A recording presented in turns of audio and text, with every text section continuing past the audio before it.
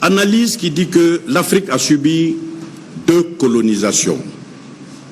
Deux colonisations, une très insidieuse et une violente et brutale. La première colonisation, c'est la colonisation arabe, et spécifiquement au sud du Sahara, particulièrement au Mali. Au Mali, les Arabes sont arrivés. Quand ils sont arrivés, ils nous ont colonisés d'une manière très insidieuse et ils nous ont fait perdre notre culture. Ils nous ont fait perdre notre culture et quand eux ils sont venus, ils arrivaient, ils ne connaissaient pas la langue du pays et ceux du pays ne connaissant pas la langue de ceux-ci, nous avons pensé que la culture arabe c'était ça la religion. Nous avons fait cet amalgame-là on en a fait un syncrétisme que j'appelle crétinisme qui nous fait croire que le Mali est un pays musulman. On vous le dira. Mais avant l'islam, avant que les Arabes ne viennent, qu'est-ce qu'il y avait chez nous? Est-ce qu'il n'existait pas quelque chose chez nous? On ne va pas dire que le Mali a commencé avec les Arabes. Ça veut donc dire que quelque chose existait. Mais aujourd'hui,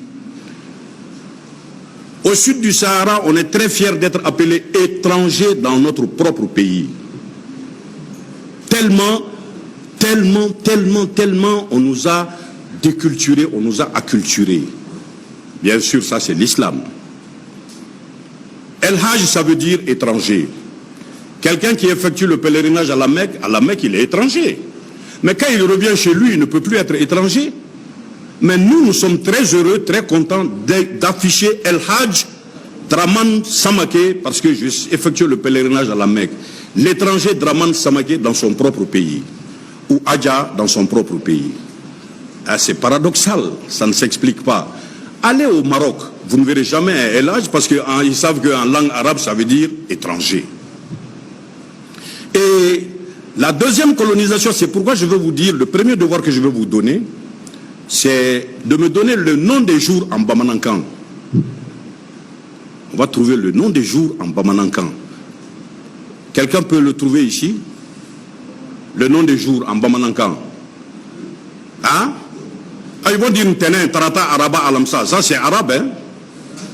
Ça ce n'est pas Bamanankan. Ils vont le dire Ntenen, Tarata, Araba, Al-Kamisa, Djouma, Sibri. Ça c'est arabe, ce n'est pas Bamanankan. C'est le premier devoir que je donne. Hein? Ça ce n'est pas Bamanankan, ça c'est arabe. Et les Ségoviens te diront Ambeta Sala, Ambeta Douadjo. Mais nous on dit Ambeta Soula. Souk, ce n'est pas Bamanankan. Non, souk c'est arabe. Le souk il est arabe, hein. Et ensuite nous avons eu une autre colonisation, la colonisation européenne, l'occidentale, spécifiquement la française. La française, elle est venue, elle nous a déculturés elle aussi, elle nous a acculturés et elle nous a emprisonnés dans nos pauvres têtes. Parce que on ne pouvait même plus parler avec le symbole, la langue de notre pays, et on sait qu'on ne se développe pas dans la langue d'autrui. Et cette colonisation nous a fait prendre des noms Gabriel, des noms Michel, des noms Paul, des prénoms de ceci, des prénoms de cela. Et on a oublié les Ngolo, les Zan, les Mpié. Quand tu dis ça, on dit que ce n'est pas musulman. Quand tu dis Bandjougou, on dit que ce n'est pas chrétien. Voilà une autre colonisation. Et le deuxième devoir que je vous donne, c'est de me dire le nom des mois en langue bamanankan.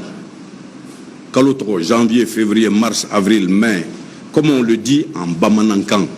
Ça, c'est le deuxième devoir que je donne pour, si Dieu nous prête longue vie, pour les éditions à venir du Festival sur le Niger. La prochaine édition, bien entendu, ce n'est pas loin. Voilà. Et nous, depuis jeunes écoliers, nous avons fait ce constat. Tcherno Ametcham et moi. Nous avons dit que l'Africain en général, et particulièrement le Malien, est riche de la culture d'autrui, mais pauvre de sa propre culture. Et c'est ce concept que nous avons baptisé la pauvritude. La pauvritude, c'est quand tu es riche de la culture d'autrui et pauvre de ta propre culture. Quand les gens nous disent Soumanguru Kanté, Soumaoro Kanté, Soumanguru Kanté, mais en réalité c'est Soumbangolo Diarisso. On te dira Samori Touré, Sokona Mori Touré. Voilà des choses que les enfants doivent connaître, qu'il faut que l'on sache. Parce que quand l'histoire est faite par le vainqueur, le vaincu n'a aucun mérite. C'est cela le problème de l'Afrique, et spécifiquement le problème du Malien. Et voilà pourquoi, quand l'Africain, on parle de pays émergents, on parle d'Asie, on parle d'Europe, on parle des Indes, on parle du Japon, quand l'Asiatique va en Europe, il va prendre ce qu'il y a de bien dans la culture occidentale ou la culture américaine. Il vient enrichir sa culture traditionnelle avec ce bien qu'il a pris là-bas. Au contraire de l'Africain, quand nous partons en Europe, nous allons y prendre ce qu'il y a de mauvais et nous revenons détruire le peu de bien que nos anciens avaient construit.